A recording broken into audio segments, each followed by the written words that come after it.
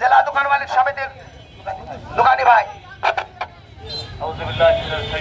বিসমিল্লাহির রহমানির রহিম।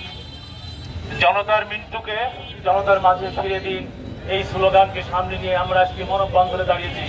বন্ধুরা, আপনারা জানেন, ঝিনাইদহের মানুষ জানে সাইদুল করিম মিন্টু কেমন ছেলে। আমি শুধু একটা কথাই বলবো,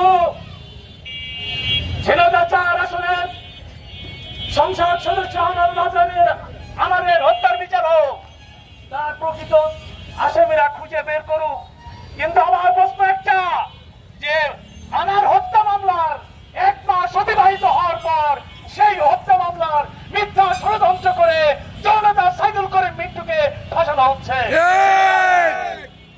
আজ এই পায়রা চত্বরে দাঁড়িয়ে বলতে চাই, যারা ষড়যন্ত্র করে ঝিনাইদহ জেলা আওয়ামী লীগের প্রাক্তন জনতা সাইদুল করিম মিন্টুকে মিথ্যা ষড়যন্ত্র মামলায় ফাঁসানোর চেষ্টা চালাচ্ছে, যারা দোকান মালিক সমিতির সভাপতিকে মিথ্যা ষড়যন্ত্রের মামলায় ফাঁসানোর চেষ্টা করছে, যারা চেম্বার অফ কমার্সের এই সভাপতিকে সাইদুল করিম মিন্টুকে মিথ্যা মামলায় ফাঁসানোর চেষ্টা করাচ্ছে, আমরা তাদের প্রতি ঘৃণা এবং তীব্র নিন্দা জানাই।